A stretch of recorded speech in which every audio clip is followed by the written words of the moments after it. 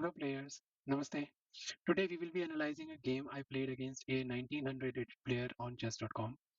So he played the Queen's Gambit declined as opening, and I was able to counter it with declining the Gambit. So let's see how the game went. He started with b4, I played d5, c4, offering the pawn, which I declined by supporting my pawn by e6. He played knight c3, knight f6, and bishop g5. So here he wants to attack my knight. If I do not defend it with bishop e7, then he will, let's say if I play a move, suppose a3, then he will capture the knight. And if I capture the queen, then this pawn is no longer defended. And he will be able to win this pawn with attack on my queen.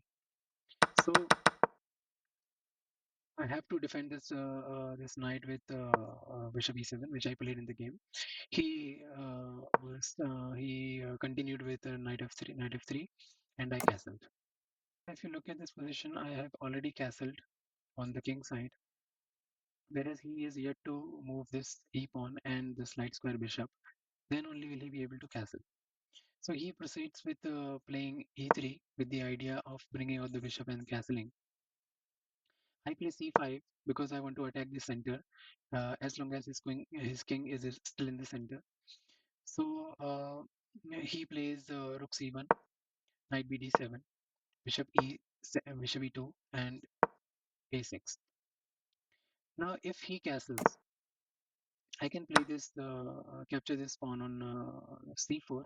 If he takes back with the bishop, I can attack the bishop with b5, and if it goes back, and then control a lot of square in the queen side. So he doesn't castle just yet. Instead, he captures my pawn on e5. I take back on d5, and he castles. Now I play b5, and he plays bishop d3 to control this longer diagonal and try to attack my king side. So I play h6. His bishop goes back to f4, and I play bishop b7.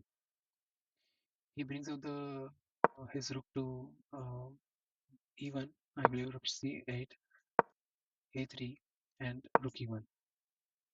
And now he brings his bishop back to b1 with the idea to create a bishop and queen battery and attack my king on the g8. So with this idea, I played knight f8 to defend the h7 with my knight.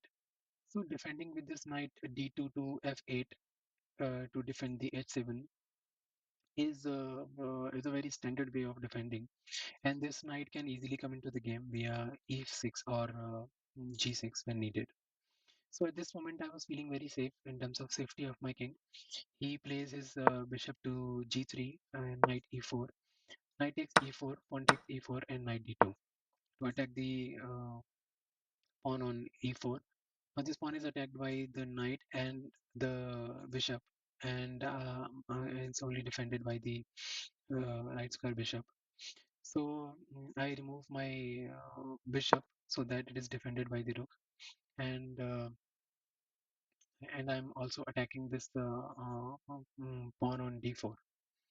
So he captures my pawn on c4, c5, and this move probably is a blunder because this gives my bishop a clear diagonal to control, and also I'm winning a pawn and another pawn after that.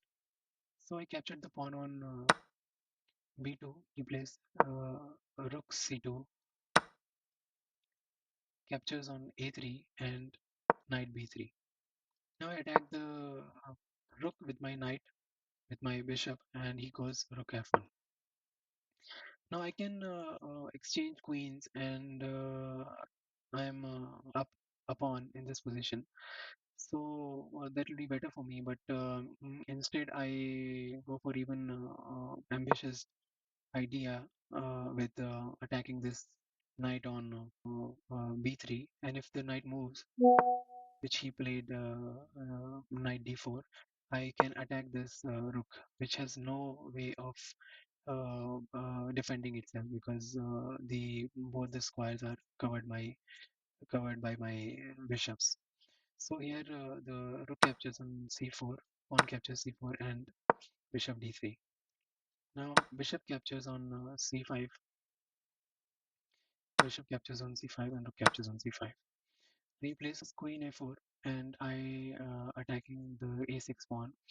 I can defend this pawn by advancing it to a5, and the rook will defend it. However, I defended it with the queen c8.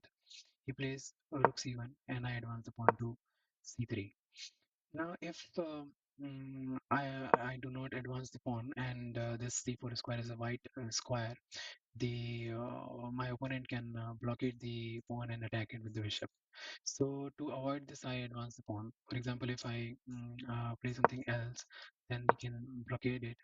And even if I try to defend it, I do not have enough resources to defend it because it is attacked by the bishop, rook, and the queen, and I can only defend it with the queen and the rook.